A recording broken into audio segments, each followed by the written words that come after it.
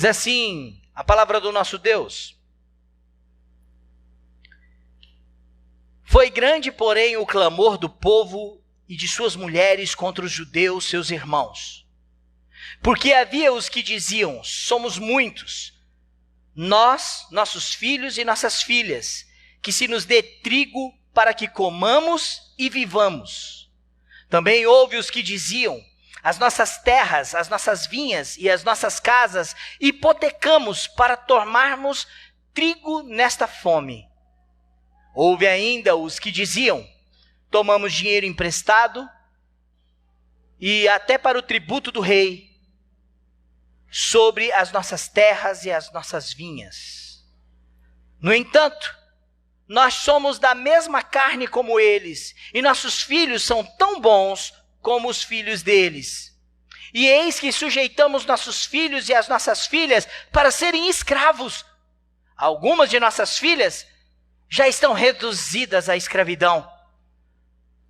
Não está em nosso poder evitá-lo, pois os nossos campos e as nossas vinhas já são de outros. Versículo 6. Ouvindo eu, pois, o seu clamor e estas palavras, muito me aborreci. Depois de ter considerado comigo mesmo, repreendi os nobres e magistrados e lhes disse: sois usuários, cada um para com o seu irmão. E convoquei contra eles um grande ajuntamento. Disse-lhes: nós resgatamos os judeus, nossos irmãos, que foram vendidos a gente segundo as nossas posses. E vós, outra vez, negociareis vossos irmãos, para que sejam vendidos a nós? Então se calaram e não acharam o que responder. Disse mais: não é bom o que fazeis. Porventura não devíeis andar no temor do nosso Deus, por causa do opróbrio dos gentios, os nossos inimigos? Também eu, meus irmãos, meus moços, lhes demos dinheiro emprestado e trigo. Demos de mão a este empréstimo. Restituí-lhes, hoje vos peço, as suas terras, as suas vinhas, os seus olivais e as suas casas, como também o centésimo do dinheiro do trigo, do vinho e do azeite que exigistes deles.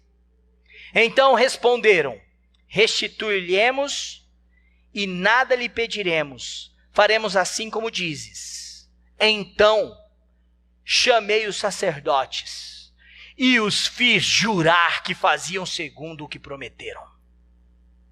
Até o versículo 12. Nós estamos expondo o livro de Neemias todos os domingos aqui na igreja. E o livro de Neemias trata de um período de restauração do povo de Israel. Esta restauração se dava pela reconstrução da cidade.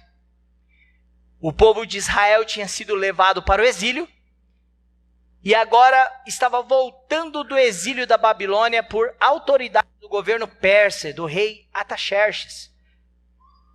Mas eles voltavam para uma cidade destruída, os muros derrubados, o templo derrubado. Neemias então começa uma obra de restauração dos muros da cidade, para que o templo seja restaurado e a adoração e o culto acontecesse em Jerusalém. Eles tiveram grandes problemas, grandes empecilhos, e alguns deles foram externos. Inimigos que cercaram eles, como nós vimos domingo passado, no capítulo 4, cercaram o povo de Israel por todos os lados. Eles insultavam, eles zombavam e eles ameaçavam de morte os que estavam trabalhando na restauração. Mas agora no capítulo 5, a obra parou. Há uma greve, há uma paralisação. O versículo 1 deixa claro que há um clamor, um tumulto. E este tumulto não é apenas dos homens que trabalham, mas também das suas esposas que estão sofrendo. A reconstrução dos muros cessou. E não cessou pelos inimigos externos. Não cessou por conta dos inimigos estrangeiros, os adversários que a ameaçavam. Cessou por conta de problemas internos. Eu separei 3 atitudes que devem nos envolver diante de problemas internos. Problemas que faz cessar a obra espiritual de Deus em nós. Problemas que fazem estagnar a obra de restauração espiritual de Deus na nossa vida. Eu gostaria de chamar a sua atenção. Alguns desses temas estão sendo repetidos. Eu já expus eles pregando sobre Neemias. Porque agora Neemias, além de lidar com um povo desanimado, com um lugar em ruínas, com adversários externos, o pior inimigo está dentro de casa. O pior inimigo é o próprio povo. Não há nada pior na sua vida espiritual, quando você trabalha contra você mesmo, a sua família. Quando você boicota a vida espiritual da sua casa. Quando você boicota o crescimento e o desenvolvimento espiritual do teu conhecimento bíblico. Quando você ou eu somos negligentes com o nosso dever espiritual. Em primeiro lugar, a primeira atitude é: conheça bem o problema. No caso de Neemias, conheça bem os problemas. Havia um clamor no versículo 1. Havia uma queixa. A obra foi parada. Neemias para escutar. Para conhecer e ouvir daqueles o problema. Observe que do versículo 2 até o versículo 5, há uma narrativa exata dos problemas. E são problemas graves. São problemas sociais. São problemas espirituais. A princípio, nós identificamos 3 principais problemas. O primeiro deles, fome. O povo estava passando fome. E era o povo que estava trabalhando na reconstrução. Não eram os nobres, não eram os príncipes, não eram os governadores dos distritos de Jerusalém. Era o povo que trabalhava na lida. Esse povo estava passando fome. Observe o versículo 2 e o 3. Porque havia os que diziam: somos muitos, nós, nossos filhos, nossas filhas, que se nos dê trigo para que comamos e vivamos. Também, versículo 3, houve os que diziam: as nossas terras, as nossas vinhas e as nossas casas, nós hipotecamos para tomarmos trigo nesta fome. É bem provável que Jerusalém não estava preparada para receber tanta gente no período do restabelecimento da restauração.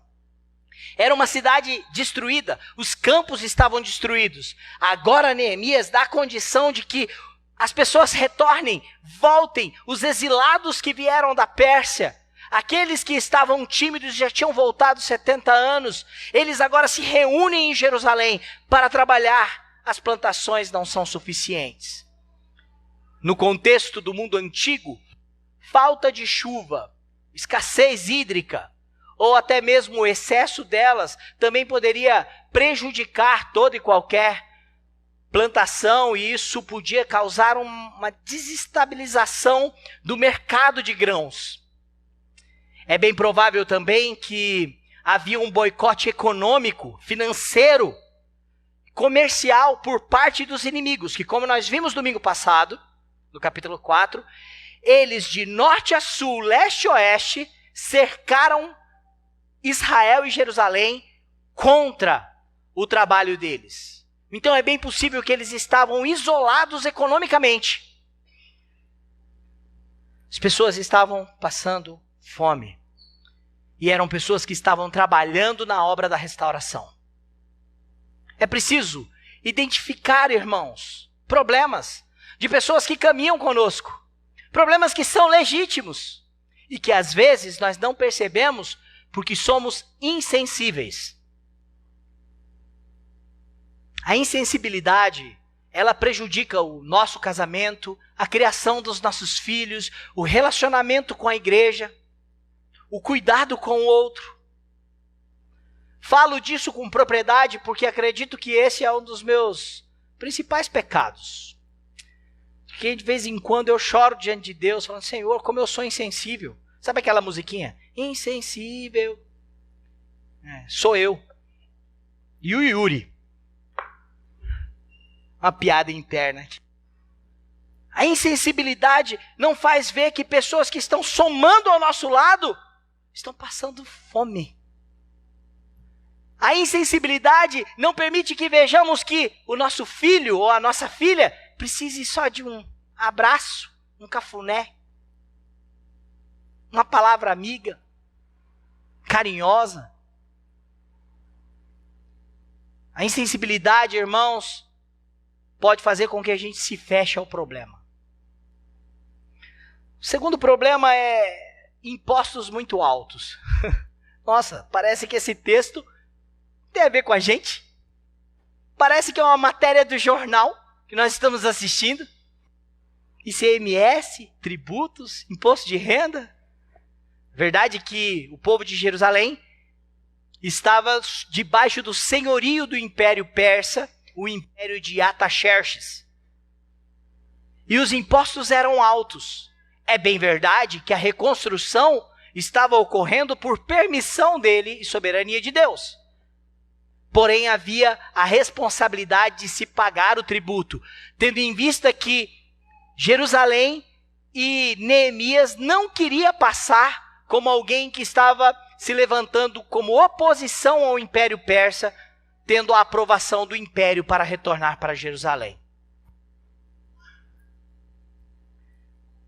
Diante disso, o versículo 4 diz que alguns hipotecaram os seus bens, os seus imóveis, as suas terras, as suas vinhas, para poder pagar impostos com juros altos. É bem provável que haviam especuladores que cobravam um ágio diante dos impostos. Isso era muito comum, inclusive na época de Jesus. Lembra dos publicanos? Que eram cobradores de impostos e que lucravam pelo imposto cobrado. Isso era uma prática do Oriente Médio. Terceiro problema levantado era a exploração. Era a exploração. Versículo 5 diz que aqueles que estavam passando fome, que colocaram à venda os seus imóveis, que hipotecaram suas terras, eles agora não tinham como pagar, não tinham como resolver o problema. Seus filhos e filhas estavam sendo tomados como escravos. Não é isso que diz o versículo 5? E a condição era tão precária, a condição era tão decadente, que o relato final do versículo 5 é que eles não tinham mais forças para evitar a tragédia de ter a sua casa sendo entregue para a escravidão por conta de dívidas. Eles não tinham mais forças, porque as terras que eles tinham não eram mais deles. É preciso ouvir problemas. E essa é a tarefa, inclusive, de um governante. Neemias cumpre esse papel. Isso mesmo, corre atrás. Neemias cumpre bem esse papel. Porque Neemias, ele está atento às necessidades e a problemas legítimos. Este texto é tão real para nós hoje, porque nós também vivemos num período de crises, crise financeira, crise por impostos, crise por exploração, quando alguém lucra e ganha dinheiro com a pobreza e a miséria do outro. Eu me lembro que, alguns anos atrás, nós tivemos um temporal bem forte em Paranavaí. E destelhou muitas casas, principalmente casas de Eternite.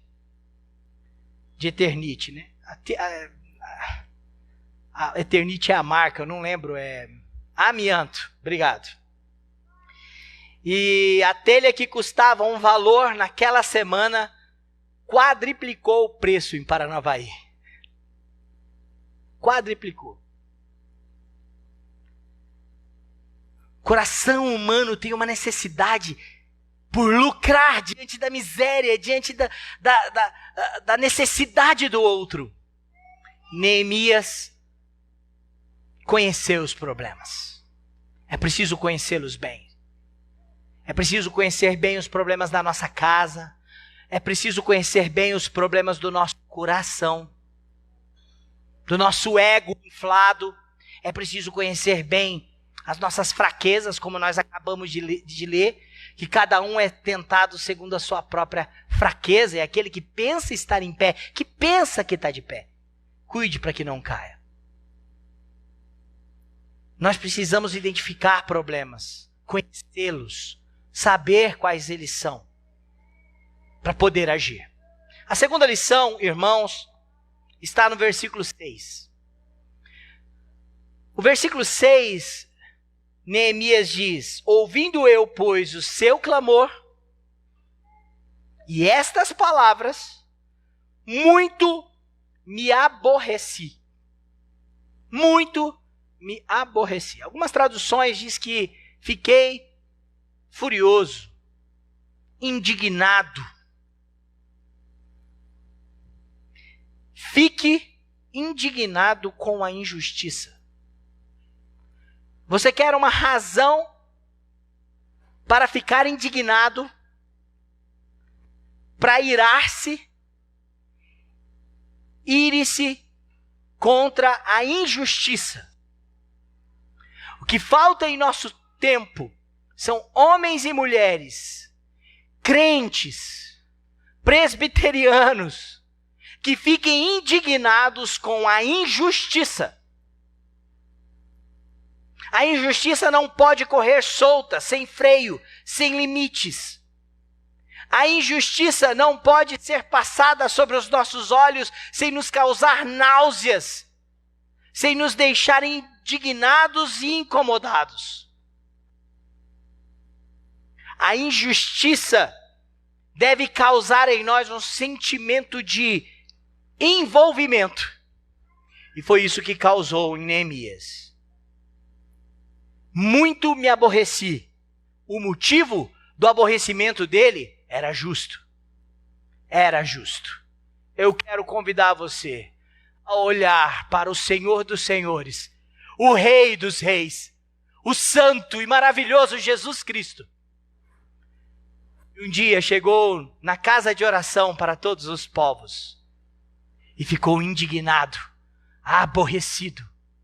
Pegou um chicote nas mãos, porque viu que havia cobrança de aios, de juros, vendilhões do templo, que lucravam com a fé das pessoas, que exploravam a religião, mas que não conduziam esse povo em humilhação e não pregavam a verdadeira palavra. Aquela casa, aquele templo em Jerusalém, não era um templo de oração, mas era um lugar de negócios, de salteadores. E é isso que Jesus diz. Essa é a acusação de Jesus. Vocês transformaram a casa de oração do meu Pai em um covil de salteadores e ladrões.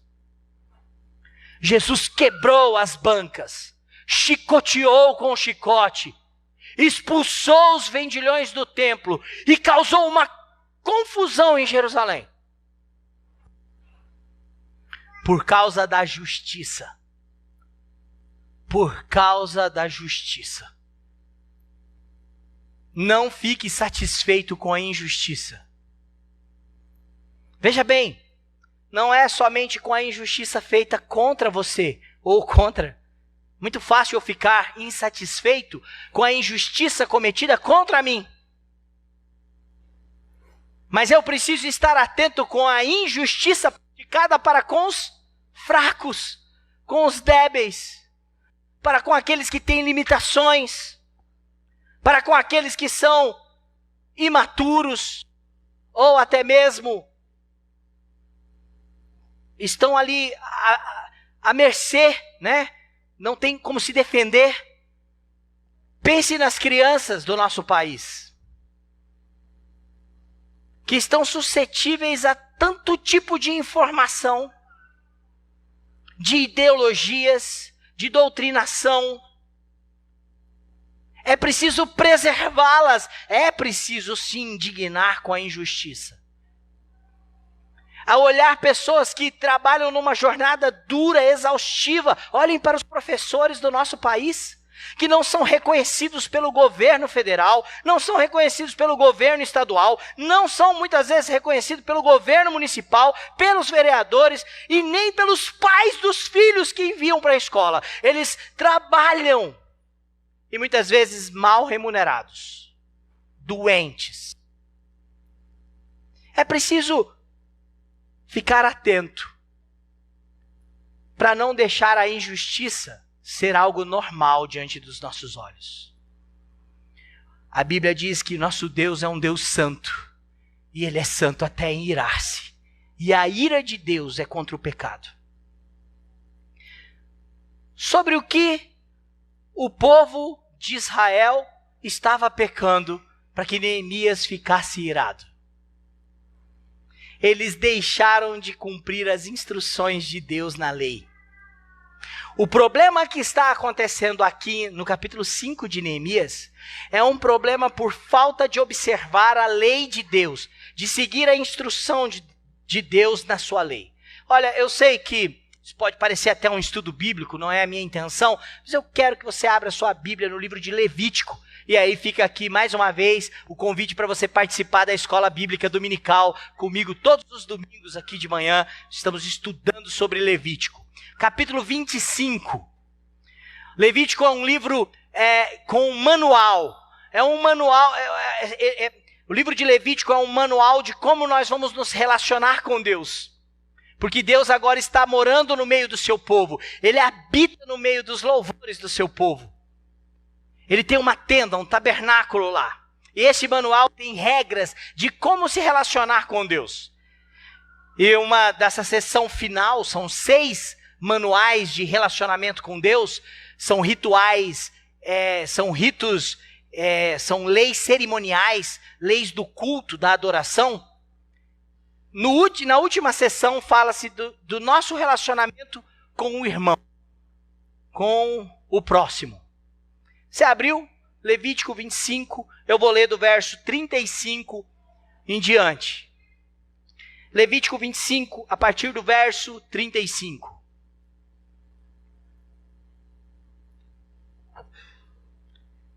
Se teu irmão empobrecer e as suas forças decaírem, então sustentá-lo-ás. Como estrangeiro e peregrino, ele viverá contigo. Não receberá deles juros nem ganho. Teme, porém, o teu Deus, para que teu irmão viva contigo. Não lhe darás teu dinheiro com juros, nem lhe darás o teu mantimento por causa de lucro. Eu sou o Senhor vosso Deus, que vos tirei da terra do Egito, para vos dar a terra de Canaã, e para ser o vosso Deus.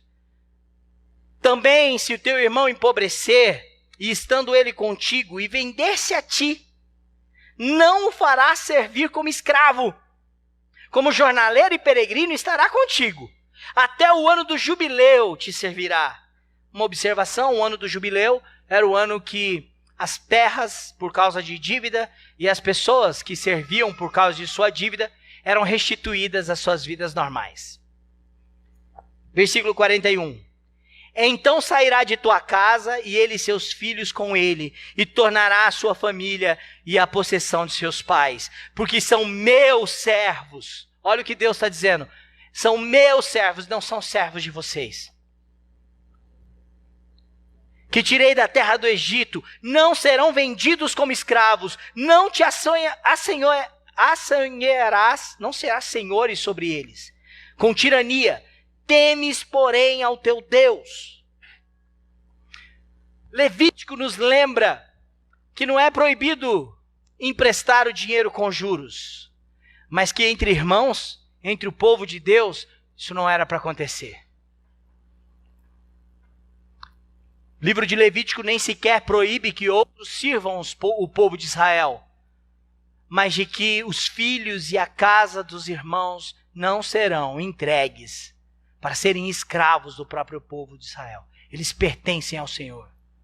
Sabe por que a obra da restauração do muro parou? E sabe por que a ira de Neemias, o furor de Neemias é justo? Porque o povo estava desobedecendo o mandamento de Deus. Você vai encontrar essa mesma admoestação em Deuteronômio capítulo 23, versos 19 e 20. O povo não estava seguindo a instrução. Sabe o que o povo estava fazendo? O povo de Jerusalém? Eles estavam agindo igual os gentios. Os gentios é um termo para estrangeiro, incrédulo, porque não temiam ao Senhor. Então o povo de Deus, no seu procedimento com os irmãos, estavam agindo como os incrédulos.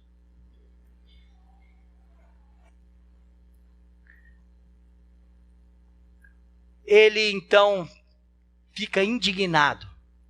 Mas ficar indignado não significa agir pecaminosamente. Ficar indignado não significa agir precipitadamente. Ficar indignado não significa agir por impulsos e por instintos pecaminosos. Observe o versículo 7 de Neemias capítulo 5.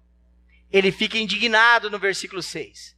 Ele fica profundamente irritado por causa da injustiça. O motivo é justo. Mas ele não age de uma maneira equivocada. Olha o versículo 7, a parte A. Depois de ter considerado comigo mesmo, eu gosto desse versículo. Neemias pensou antes de falar. Neemias pensou antes de agir. O termo, depois de ter considerado comigo mesmo. A ideia do hebraico é a ideia de, depois de eu ter feito um aconselhamento comigo mesmo. Eu me auto-aconselhei. Eu fiz um aconselhamento pessoal, eu mesmo. Essa é a ideia do hebraico para este versículo. Significa que Neemias não reagiu à injustiça por impulso. Ainda que as suas atitudes sejam provocadas pelo erro de outras pessoas, isso não lhe dá o direito de agir errado. Ainda que uma pessoa erre com você, feio, não lhe dá o direito de agir errado com outras pessoas, ou com aquela pessoa. É preciso agir da maneira certa, da maneira correta. Neemias gasta tempo antes de falar. Por quê? Porque ele aconselha a si mesmo. Ele considera consigo mesmo. Esta é uma virtude do fruto do Espírito. Gálatas, capítulo 5, verso 23, diz que o fruto do Espírito é domínio próprio.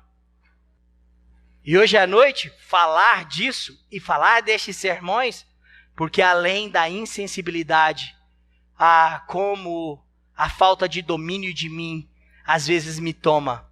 Eu falo por impulso, tomo atitudes por impulso. Você também é assim? Você já fez isso? Com os seus filhos, no ambiente de trabalho, na igreja, com a sua esposa ou com o seu cônjuge? É preciso domínio próprio, para que a nossa indignação cause resultado diante da injustiça. É preciso autocontrole, para que a minha ação em meio ao problema não seja aumentar o problema, mas resolvê-lo.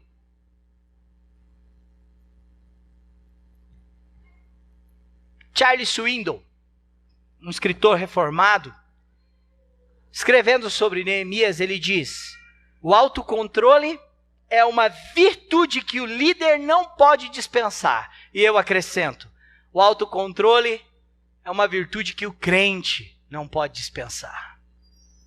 Nós nos metemos em problemas ou aumentamos o problema quando perdemos o controle diante da injustiça. É preciso se indignar, mas agir do jeito certo. Tiago, capítulo 1, versículo 19 e 20, nos faz a seguinte advertência: todo homem seja pronto para ouvir, tardio para falar e tardio para se irar. Versículo 20, porque a ira do homem não produz a justiça de Deus. Porque a ira do homem é pecaminosa. Ela não produz a ira de Deus. Se indigne com a injustiça, mas proceda como um cristão e não como um ímpio. ainda que os ímpios ou cristãos estejam agindo como ímpios diante de você. Em último lugar, além de conhecer o problema, além de ficarmos indignados com a injustiça, precisamos ter a atitude de confrontar o pecado e resolver o problema. Não dá para deixar passar algumas coisas. Algumas coisas precisam ser confrontadas. Hoje pela manhã, na escola dominical, o texto de abertura da escola dominical era o texto da classe dos jovens, um texto de Romanos, e que falava que Deus, por reprovar a humanidade, deixou os ímpios na sua disposição mental, nos seus próprios pensamentos. E essa é uma disposição reprovável. E eu ouvi um texto que eu já li tantas vezes para outros, e hoje pela manhã fiz uma prece, porque fui confrontado. Eu não quero ser conduzido pela minha própria disposição do que eu penso, do que eu acho, mas pelo que Deus pensa, pelo que Deus ordena. É bom ser confrontado às vezes, irmãos, e nós fazemos isso diante da palavra de Deus. Neemias pensa muito antes de falar. Neemias pratica um autocontrole invejável. Mas quando ele age de maneira certeira. Ele confronta o que precisa ser confrontado. Está com a sua Bíblia aberta no capítulo 5? Ele chama quem precisa ser confrontado. Não tem coisa pior do que você dar uma bronca em quem não merece a bronca. Eu fazia os meus irmãos apanharem quando eles eram crianças. Não tem coisa pior do que você apanhar por conta de outro, não é? Eu era malino, eu era arteiro. E eu fazia arte e tinha uma cara de santo. Eu tinha uma cara de... Meu Deus, eu era criança bonitinha até, sabe? Loirinho. Fazia uma cara de gato de botas pro meu pai, pra minha mãe. E aí era Thelma e o Moisés que apanhava. É preciso confrontar a pessoa certa.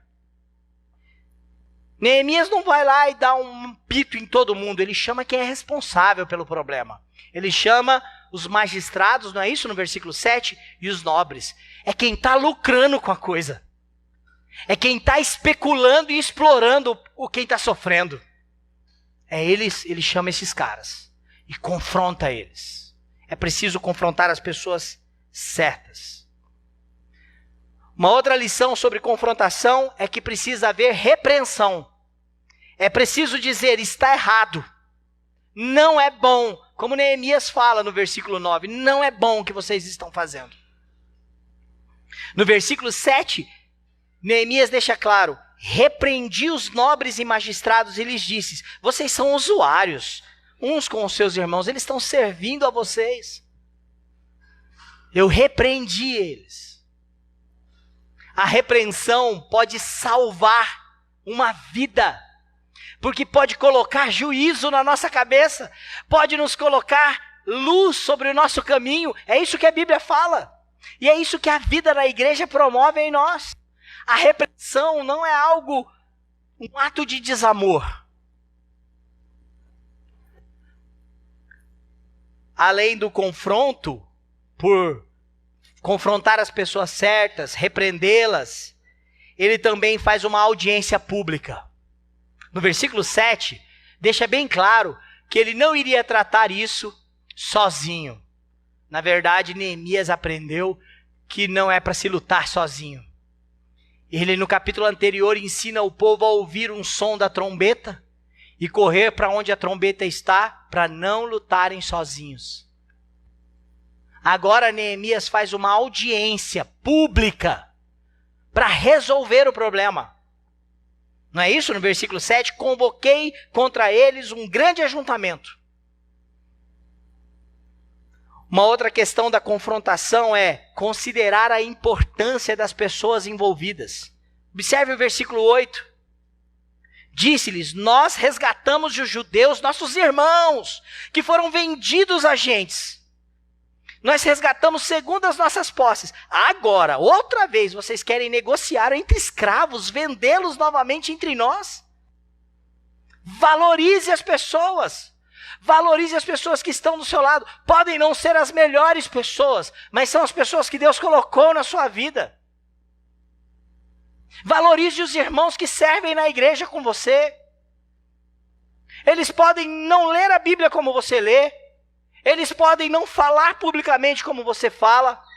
Eles podem não se vestir como você se veste. Ele pode ter limitações. Pode ser de geração diferente. Mais velho. Mas são os nossos irmãos. Considere-os. Houve um resgate para que aquele povo voltasse para Jerusalém. Eles pagaram, eles estavam esparramados pelo mundo antigo, eles compraram de volta os irmãos para estarem ali. Tem gente desprezando quem Jesus comprou com o preço do seu sangue. Considerem aqueles por quem Jesus morreu e pagou um alto preço. O confronto também deve vir para convencer. Olha o versículo 9. O versículo 9 diz que eles se calaram. Não é isso? E não acharam o que responder. Eu tenho um provérbio popular que diz que quem cala, consente. O confronto foi tão certeiro, foi tão na veia, que aqueles homens não tiveram o que argumentar. O confronto precisa gerar convencimento.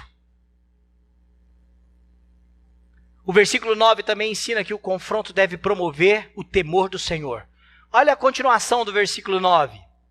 Ele diz: não é bom que fazeis, porventura não devíeis andar no temor do nosso Deus? Vocês não deviam andar no temor do nosso Deus? Eu posso repetir uma coisa que eu falo sempre? O que é temer a Deus? É ter medo de Deus porque Ele pode deixar de me abençoar? O que é temer a Deus? É ter medo dele porque ele pode me mandar para o inferno? É isso que é temer a Deus? Não. Temor a Deus na Bíblia significa levá-lo a sério. É uma reverência tão profunda, é um valor tão grandioso que eu considero quem Deus é. Eu considero o que Ele ordenou. Eu levo Ele a sério. Neemias está confrontando o erro, despertando neles o temor do Senhor. Andem no temor do Senhor, levem Deus a sério. Porque quem leva Deus a sério quer seguir as instruções da lei. Quer agir para com o problema diante da lei do nosso Deus, dos mandamentos dele. Os mandamentos do Senhor não é uma opção para cumprirmos ou não. Os mandamentos do Senhor é para nós amarmos. Jesus nos ensina isso em João 14, 21. Aquele que tem os meus mandamentos e os guarda, esse é o que me ama. E aquele que me ama será amado por meu Pai. Eu também o amarei e me manifestarei a ele. Temor do Senhor. Uma outra maneira de se confrontar é desafiando a não proceder de maneira vergonhosa como o ímpio. O versículo 9 termina dizendo: por causa do opróbrio dos gentios, os nossos inimigos. Vocês não deveriam estar andando no temor do Senhor? Por causa da vergonha que é viver igual os inimigos vivem, agir como os ímpios agem. Gentil era um termo para lembrar da incredulidade dos povos estrangeiros, porque eles não conheciam o Senhor, então eles eram considerados ímpios. Este é um termo que Jesus usa no Novo Testamento. Não sejais como gentios. Jesus usa várias vezes no Sermão do Monte. Os gentios é que vivem assim à procura dessas coisas. E viver como ímpio, proceder como ímpio, é vergonhoso. A palavra opróbrio aparece aqui. Porque o povo de Israel não pode ser vergonha por causa dos inimigos e não pode viver vergonhosamente como os inimigos. E era o que Israel e o povo de Jerusalém estavam fazendo. é preciso confrontar. Tinha um filme da Julia Roberts, linda, Dormindo com o Inimigo. Já assistiram? Tenebroso o filme. A gente poderia fazer um filme aqui, um tema de filme, Vivendo como um Inimigo. É bem pior. Porque quando nós vivemos como inimigo, a vergonha é para nós mesmos. O opróbrio é sobre nós mesmos. E não sobre o inimigo. Eu falei da confrontação, e sei que gastei bastante tempo, mas eu também gostaria de falar de como Neemias resolveu. Ele confrontou. Ele pôs o dedo na ferida. É verdade. Ele chamou as pessoas certas, os nobres e magistrados, ele repreendeu, ele fez uma audiência pública, ele falou da importância dos irmãos, ele convenceu, ele ensinou sobre o temor do Senhor e lembrou que não podemos viver vergonhosamente como um ímpio. Mas agora ele resolve o problema. A partir do versículo 10, vão ter atitudes práticas de como Neemias resolve o problema. Sabe como? 4 atitudes. Primeira delas, ele rompeu com o erro. Olha o versículo 10. O versículo 10, na parte final do versículo, diz assim: demos de mão a esse empréstimo. Sabe o que esse termo significa? Para com isso. Demos de mão. Chega. Acabou esse negócio. Acabou. Demos de mão. Às vezes, para resolver o problema do pecado na nossa vida, é preciso... Pare! Chega! Sabe, irmãos, é preciso um posicionamento radical contra o pecado. É preciso romper com ele. É preciso fazer que ele cesse. Me perdoe. Me deu uma vontade de tossir. Segundo lugar, segunda atitude, corrija a situação o quanto antes. Além dele fazer o problema parar, ele corrigiu. Olha o versículo de número 11. Restitui-lhes hoje, vos peço, as suas terras, devolvem as terras. Ei, escuta, devolve as vinhas. E mais, devolve o juro que vocês cobraram dos irmãos. Devolve tudo. Do trigo, do dinheiro, do trigo, do vinho, do azeite. Engasguei. Vou beber água.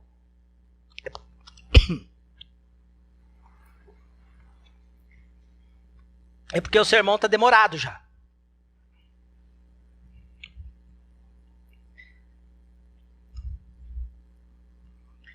Chesterton, um escritor católico, ele diz assim: quando a gente está à beira de um abismo, o único caminho que a gente tem para avançar na beira de um abismo, de um precipício, é retroceder. Foi isso que Neemias fez. Ei, isso é um erro. Esse negócio vai gerar um caos. Nós vamos oprimir os nossos irmãos. Devolve. Restitui. Devolve. Tem coisas que precisa agir dessa forma.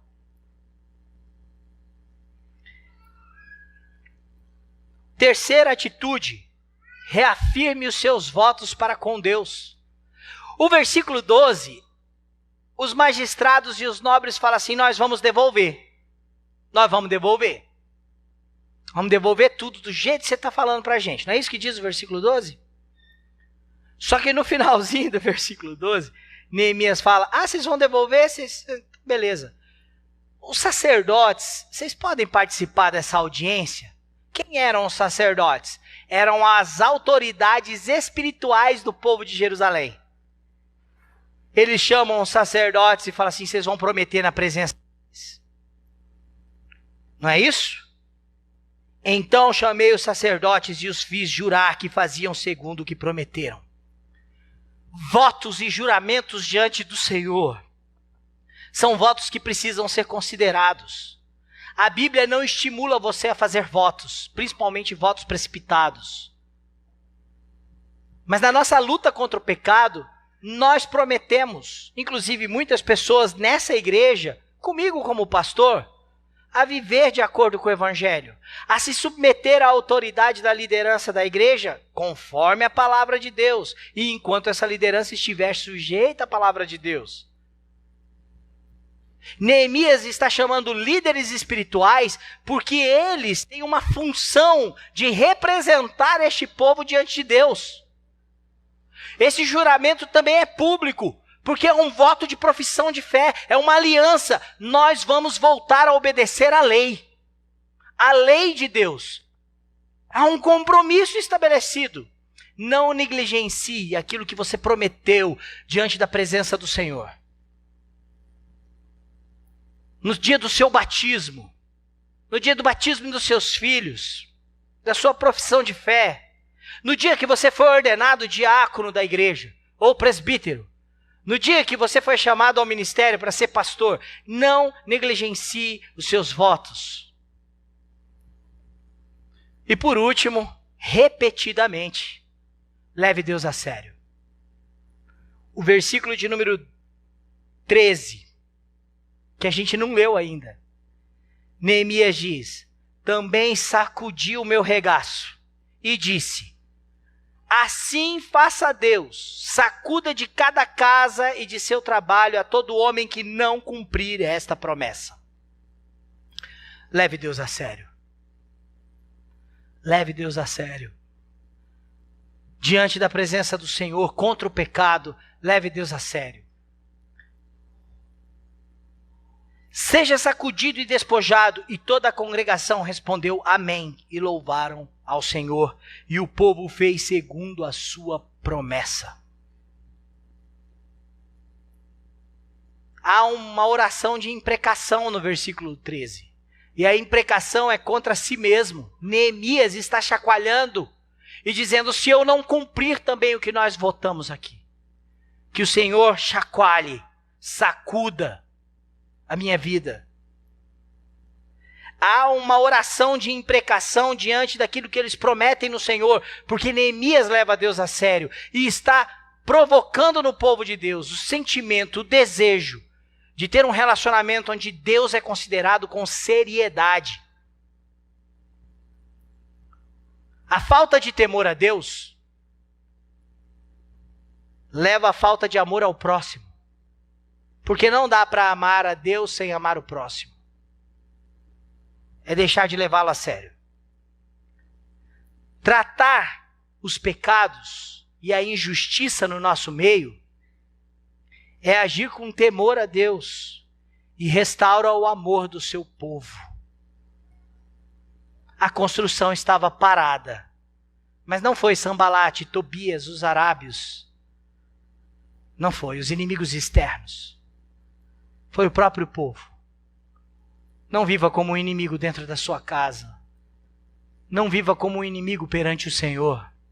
Não viva como um inimigo nessa igreja.